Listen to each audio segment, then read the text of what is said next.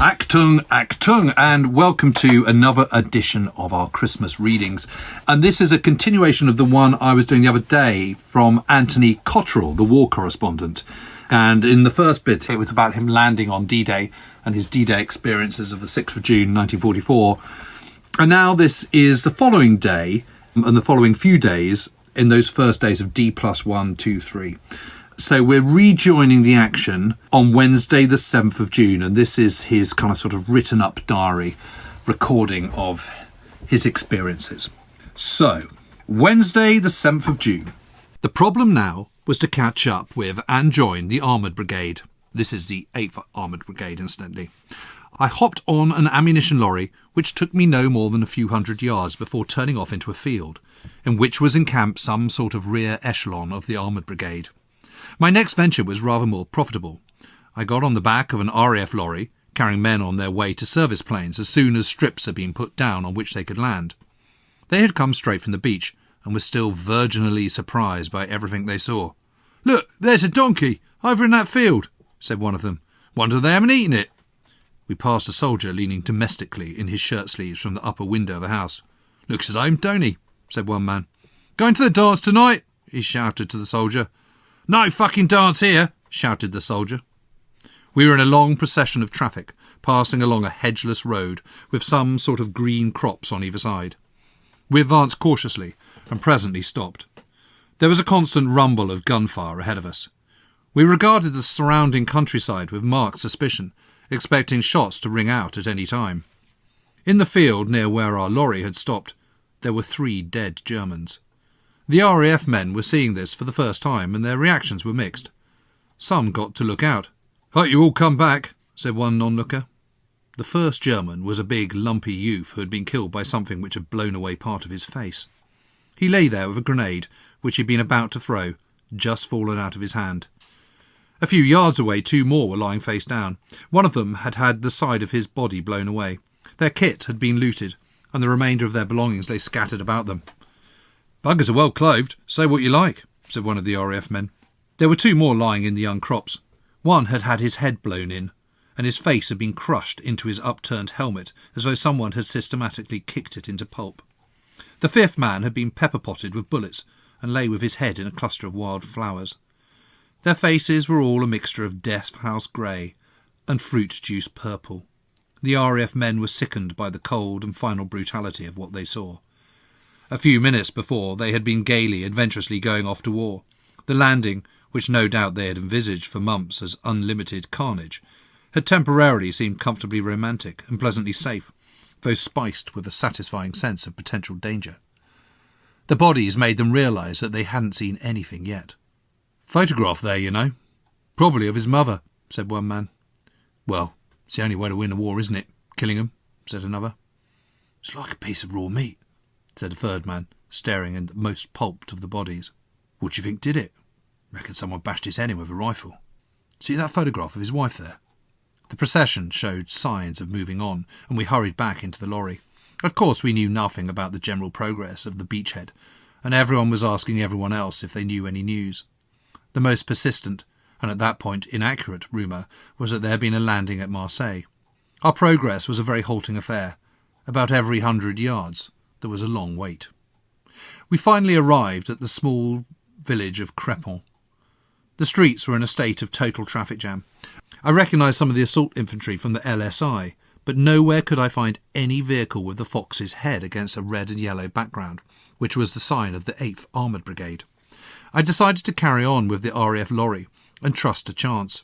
We turned to the left and started going backwards, then curved round and presently stopped in the middle of a big space of open land, dotted with anti-air landing poles. A squadron of tanks of the mine-clearing flail type was scattered over the ground, and thinking they were at least in the same line of business as the 8th Armoured Brigade, I took my sleeping roll off the RAF lorry and introduced myself. The major in command of the squadron had been slightly wounded and was trying, with much gallantry, but not much success, to pretend that he hadn't been. The second in command told me what had been going on. These flail tanks are fitted with revolving chains and are used to clear minefields. After coming in on the initial assault, they had been hurried up to Croy to be used as ordinary tanks in an anticipated counterattack by Tigers. But there had been no need for them to go into action, and they had lingered on this stretch of open ground.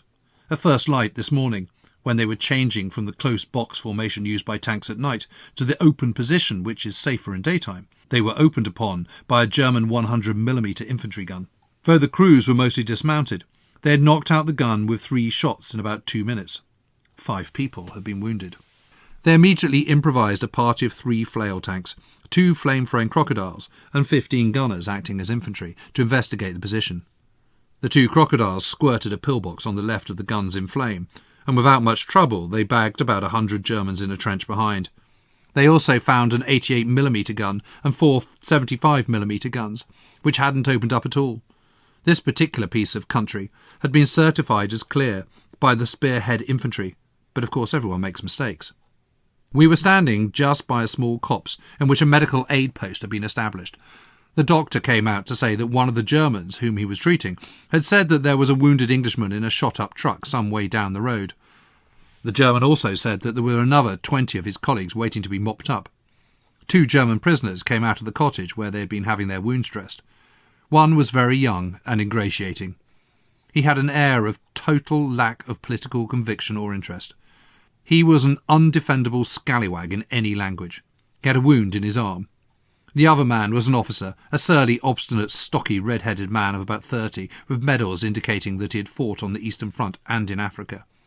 He didn't look anybody's friend. They were being looked after by a tall, lanky sergeant, who was obviously much enjoying his baptism of action. He wore his overalls and black beret with cowboy rakishness, and joggled his revolver about with menacing fatalness. "Why take them to the beach? Why not do 'em in now?" he asked with slightly self-conscious ferocity. He went on to talk about what he might well do on the way down to the beach, making bloodthirstily facetious remarks about saving petrol, and coining the happy phrase that the only good German was a dead one. 2 minutes later, he spoiled the effect by giving the prisoners each a cigarette and a piece of chocolate. Another more seriously wounded German was brought out on a stretcher when the lorry appeared to take them back to the beach. The German prisoners helped to lift their comrade on board. He was in considerable pain, and the stretcher-bearers were by no means experts. He winced and moaned as they unsteadily lifted the stretcher and bumped him against the tailboard of the lorry. At that moment, a medical orderly came running out and shouted, "Chuck it, Charlie, we need the stretchers!" The poor devil had to be taken off the rudimentary comfort of the stretcher and stretched onto the floor of the truck. However, the lorry driver came round and unrolled his own palliasse for the German to lie on, a gesture which was made more generous by the blood-soaked condition of the German. The latter was in considerable pain, accentuated by the fact wherein transferring him from the stretcher they had turned him over the wrong way. He was slowly and painfully turned over again. A shot rang out near us. "There he is again, that bloody sniper," said the sergeant. It was now 10:30 p.m, so as soon as the lorry had gone, I made ready to settle down for the night with the flail tanks, which on the approach of darkness came together in a soap-box formation, with their soft-skin supplies vehicles sheltered inside. They want a lot of sleep. It took them hours to settle down for the night. By the time they had manoeuvred their 9 tanks into a triangular formation, had picked the guard, held an administrative conference, had settled down for the night, the air raid started over the beachhead. Noise from there was accentuated by a troop of Bofors sighted 100 yards from us. I had pitched my sleeping bag in the dusk under the tailboard of one of the 2 soft-skinned 2-ton lorries in the middle of the blockade. The sergeant major was sleeping on the tailboard above me. He had a strangely persistent tenor snore. The newly arrived airfield construction group kept shouting at each other all through the night. Of course, it was reassuring to hear them so anxious to build their airfield, but I couldn't help feeling that perhaps tomorrow would do.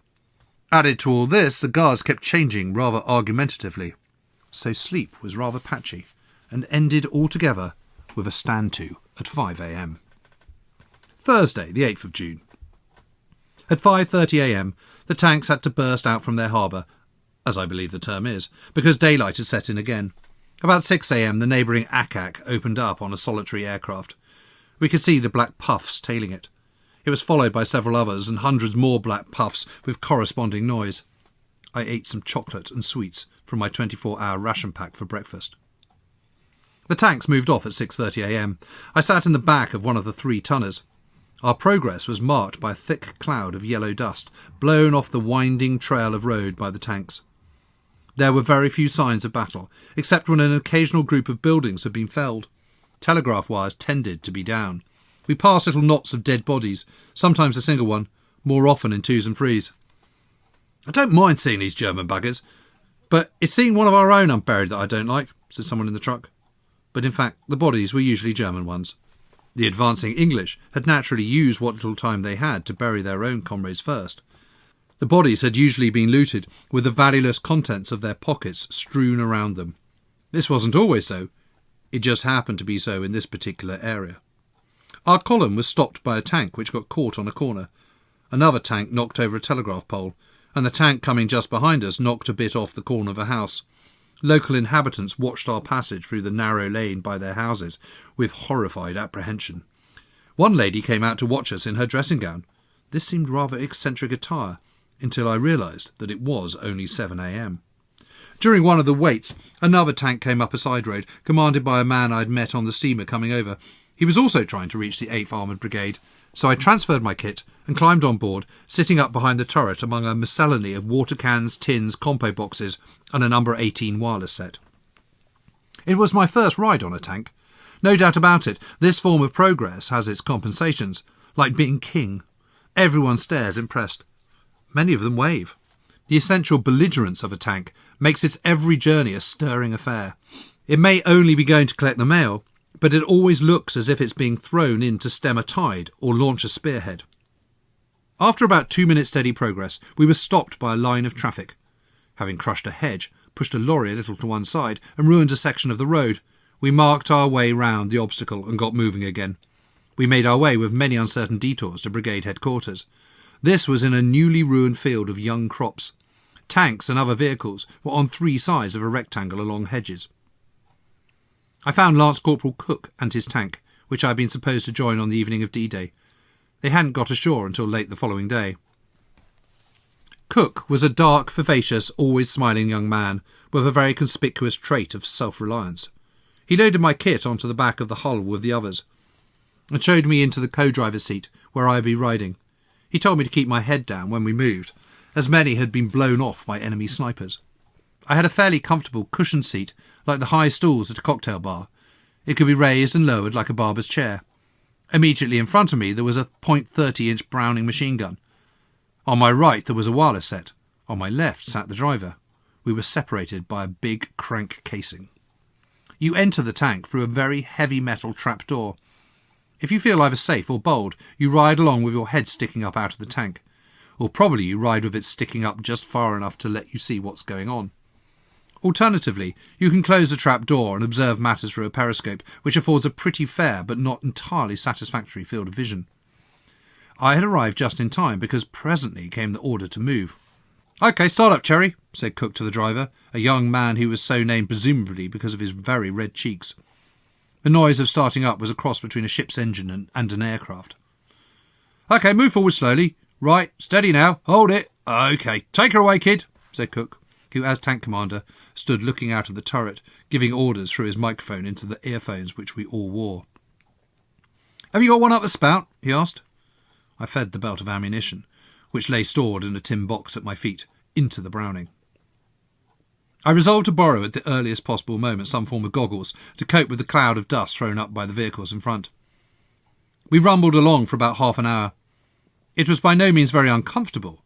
The noise quickly faded in one's consciousness, and there was no particular bumping about or vibration.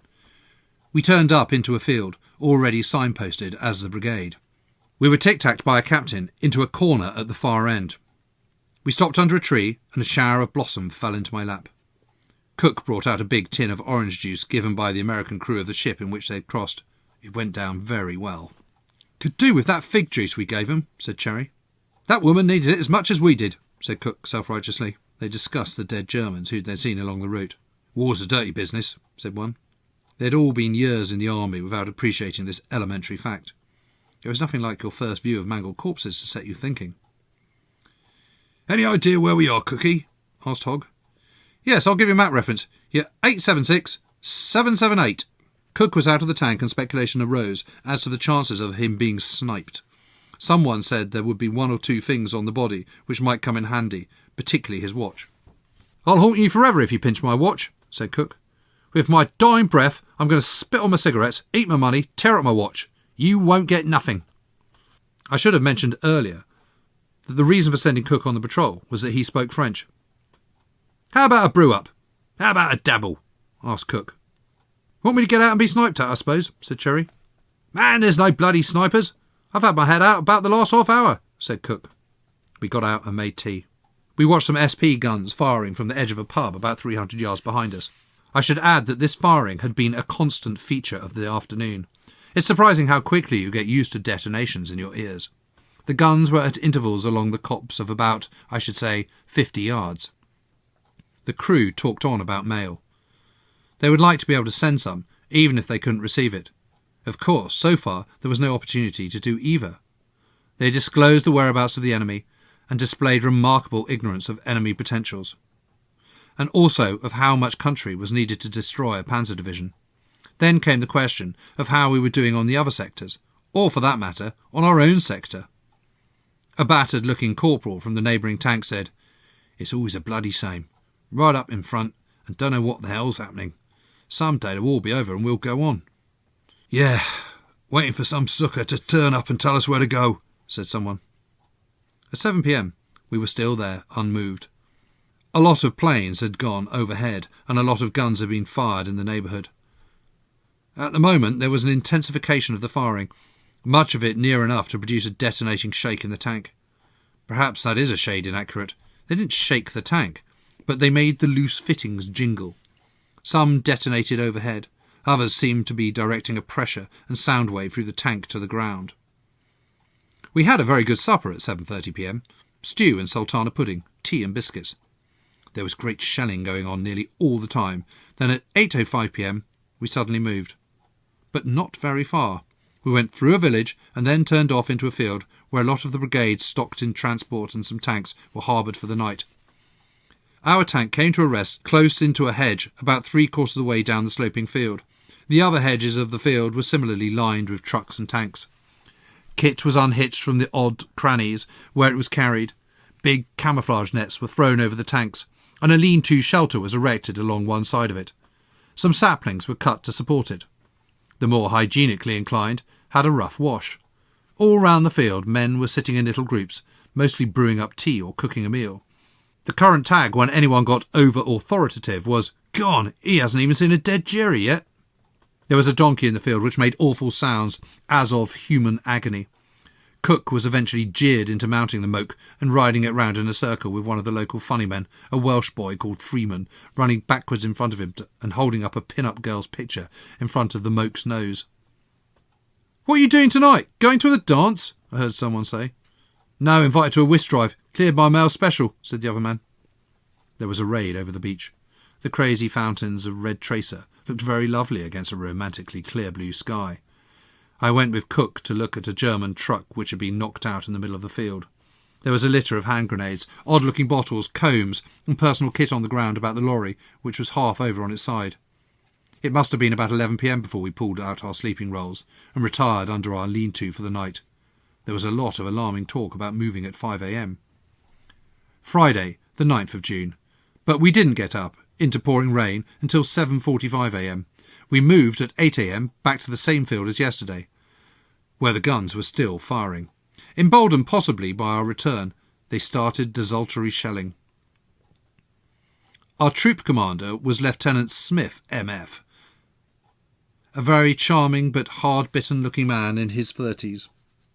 He presently called all crews over to him and said that we were moving up with the guns to protect them. For this, we would be divided into 2 troops of 2 tanks each. "Moving tactically. Remember you're moving tactically, so don't just swan about anywhere. I think there's time for a brew-up, but be ready to move any time. Have as little as possible off the tank." After breakfast and some rudimentary maintenance, we set off at 10 a.m, ran several hundred yards and stopped. We were told that a panzer division was advancing up the road towards Bayeux. We were advancing down another road vaguely converging on them, so that contact might be expected. The enemy was counterattacking, but the expected arrival of the 27th Armoured Division was supposed to crush this counterattack. At the moment, we were passing through an area heavily infested with snipers, who had already done very well at the expense of tank personnel who showed their heads. At least the rain had helped to lay the dust. There was no need to wear goggles. We went on about half a mile and then stopped on the side of an unhedged road. A lot of infantry were lying in the soaking wet grass. There was a lot to be said for having a tank to work from. It may not be as waterproof as it looks. Rain comes pouring in through the most waterproof-looking points. But it is many jumps ahead of lying in the grass. A mysteriously produced mug of tea was handed round for a mouthful. Gunfire opened up alarmingly near, and a lot of aircraft flew overhead. Some of our own guns were operating in the next field. Presently Cook was sent for by the captain and came back in a dramatic mood, having been told to take 2 men and reconnoitre an 88mm gun, which had been reported by local inhabitants. Cook was boyishly anxious to go. The rest of the crew maintained a rather more realistic attitude towards such goings-on. There was no enthusiasm to go looking for German 88mm guns. But he took 2 of them, and they went off. While they were gone, the 4th man in the crew started brewing up some tea on a petrol cooker, as the crews of the 2 neighbouring tanks were doing. There was a lot of shooting going on in connection, I gathered, with clearing our staff line. The colonel conducting these operations, the CO of the field regiment attached to the 8th Armoured Brigade, had his tank next to ours. He was bald and worldly, not unlike Nat Gubbins, though he looked more capable of writing a comic column. He stood leaning on his tank, studying his map and talking into his microphone. "Why don't they engage them? What are we waiting for?" he said plaintively. A message was given to him that 3 German 88mm guns were reported to be withdrawing south of Coulomb. "Ask him how the devil he gets that information. I'm standing south of Coulomb myself," said the colonel indignantly. "Who is Jay with?" "He's with friends from the north. Is that clear?" "Is he with one of the 3 figures or 2 figures?" "3 figures, over." "Thank you." A little later, I overheard a snatch of dialogue with considerable implications. There are Canadian tanks in there in the woods, sir." "Stop the guns at once," said the colonel. I began reading Captain Blood by Raphael Sabatini, which I had found in the tank. A voice over the radio set said, "Our tanks are engaging enemy tanks half a mile southwest of Seckerville. Figures 9274. "Hello, I'm very glad to hear your voice again. Are you all right?" "Yes, the 30 German tanks are southwest of Seckerville. I'm watching them now." "Grand. Give me a running commentary if you can. Our people don't know what's happening," said the colonel, who was talking presumably to one of his observation post officers. After being away for about 2 hours, Cook and his 2 men came back having found the 80mm blown up, with only the boots and of the Germans left. After being away for about 2 hours, Cook and his 2 men came back having found the 88mm blown up, with only the boots and of the Germans left. They were in the usual condition of being half glad, half sorry not to have had more exciting times. However, they were flushed with cider and had mysteriously managed to buy a packet of French cigarettes without any particular trouble. This seemed much more remarkable afterwards than it did at the time, when we hadn't met enough Frenchmen begging for cigarettes to realise how totally scarce they were. We settled down to lunch off tinned sausage, tinned biscuits, tinned butter, and tinned tea. In the middle of the meal, Cook was called away and came back to say we were on a job of protecting an SP gun regiment on its way to some high ground. I took a little rapid tuition in how to work my Browning machine gun. It seemed an idyllically elementary form of gunnery, its lack of precision admirably suited to my own. The gun had a limited field of traverse and elevation. Any target would have to be either crossing the path or suicidally advancing on us. It was then simply a question of hose-piping the target with bullets, starting on the ground in front of the target and working upwards. There was a cable drum at my feet. "Will that be enough wire, sir?" asked Cook. Having no intention of using any wire at all, I said that it seemed admirable.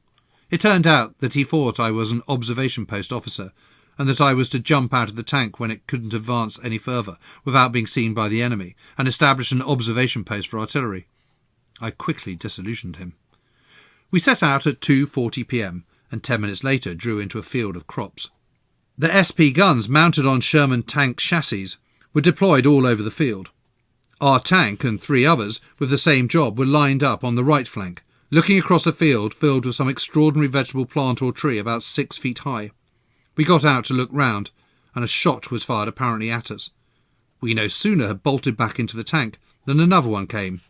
There were evidently snipers. The order came to stay in the tank all the time and keep our eyes skinned for shots. "We're at 892-733. "The enemy are in the corner of that wood over there," said Cook. "I hope they can't see us," said someone else. "Hello, Cookie. Good news," said Hogg. "That wood's clear of the enemy, but there's snipers." "Snipers? I say again, keep your head down," said Cook. "Not half I won't," said Cherry. The SP guns, which were parked all round us, shelled over the woods in front of us. We were turned off the road between Saint-Léger and Saint-Croix-Grand-Tombe. The land on either side off which we were turned was very flat, but it dipped down towards the woods over which the guns were firing. After 2 hours, we decided to brew up, but as the cooking was starting, the order came to prepare to move. The infantry prepared to follow us in to clear snipers out of the area. During the morning they had killed or rounded up about 40, but there was still plenty more in the immediate neighbourhood. The column of SP guns moved laboriously across the fields and along some tracks. We were supposed to be covering them. Indeed, I suppose we were covering them, but the only sight of the enemy was one little shot. "Corporal Cook, are we supposed to be covering the right flank?" asked Hogg, the operator. "Why? Because we can't at the moment." "Nothing on the right flank at the moment," said Cook. "All right, stand at ease," said Hogg. The country opened out a good deal on the other side of the wood. There was an irregular shallow basin, across the bottom of which we went, leading up to a feature called Point 103. We turned off to the left just before approaching this and parked along the hedges of a field, while the SP guns started shelling a pass. Those SP guns were always shelling someone or something. Corporal Cook went off to look around a bit and came back having found a comfortable-looking farm about 100 yards away. He was an ingenious young man, and it didn't take him long to persuade that it would be a shrewd tactical move to have our tank cover the area of this farmhouse. So presently we moved across an orchard, through 2 hedges onto a patch of grass outside the farm, where we prepared for a comfortably secluded afternoon. There were, in fact, 2 farms. The one outside, which we were parked, seemed to be empty, but Cook and I found the family at home in the adjoining farm. There were an old man, an even older and much more quavering woman, a little boy, and the little boy's mother, who was obviously the administrative brains of the place. They sat around their kitchen table, listening in varying degrees of apprehension, from the shivering terror of the old woman to the excitement of the little boy, while the shells poured overhead in both directions. They said that they hadn't slept for the past 4 nights because of the bombardment. So far they had escaped substantial damage, although the buildings were chewed up in places.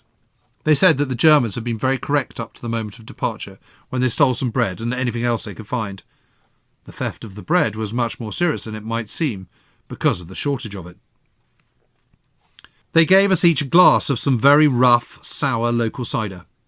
We watched them eat their meal, which looked about as disastrously unappetising as other people's meals usually do. They were very anxious to know how the battle was going, which of course we didn't really know ourselves. I said that the Germans were being forced back quickly, because obviously that was the only thing they could stand hearing at the moment. Meanwhile, the Germans busily shelled and mortared the neighbourhood. I got tired of trying to talk French after a bit, and went back to the tank, where I ate some more of our endless supplies of sweets and chocolate. Things quietened down, except for occasional mysterious bouts of automatic fire. Then alarmingly 2 pistol shots were fired a few yards away. Cherry, the driver, fired his Sten gun at a tree which he declared was moving. I took another man and cautiously edged along into the farmyard, where we found that Cook had shot and wounded. I took another man and cautiously edged along into the farmyard, where we found that Cook had shot a wounded calf at the request of the farmer. The farmer and his family set about the business of butchering the carcass, though the shells were still whistling overhead in both directions. The French achieve a remarkable degree of detachment. When everyone else is crouching and doubling, the Frenchman walks calmly up the road, sublimely confident of immunity. About tea-time, a full-scale battle started up some hundreds of yards away. Terrific machine-gun fire and mortar fire, and heavy shelling. Shrapnel started showering in our garden. A trickle of miserable-looking French people came walking back. With much crouching and doubling across gaps, Cook and I made our way along a lane in the direction of the firing. We reached a farmhouse overlooking the arena and searched it for a suitable window. We couldn't find one which showed us a thing. There was, however, a mirror in which I caught sight of myself advancing, pistol in hand and ferocious in mien. Adapting the words, I believe, of the Duke of Wellington, I might not have frightened the enemy, but I damn well frightened myself. The farmhouse was abandoned while the battle went on, so I took the liberty of looking around. They seemed surprisingly well off for nearly everything. On the food side, of course, this wasn't surprising on a farm, but they had plenty of all kinds of manufactured stuff, Matches, cigars, wines. There was an undramatic normality about the apparent standard of living. The women's hats and clothes, the patent medicines, the fancy notepaper, the children's schoolbooks were all very comfortable. More than could be said for the uncarpeted stone floors of the bedrooms and the uncurvingly right-angled chairs. The only living occupants were a turkey and young in the scullery. I stood and watched the infantry going down to the battle. They looked pathetically unanxious to get there, and certainly the busy and delighted-sounding rat-a-tat of the machine guns was not inviting. I followed them down the lane through a system of orchards and meadows to a gateway, from which there was a pretty fair view of the battle. The infantry, who had had sharp losses during the day, were digging in for the night. Some were lying in the ditch cooking food. It made our life in the tank seem unfairly sybaritic. Over in the next field, a German tank was burning, its exploding ammunition making a gruesome display.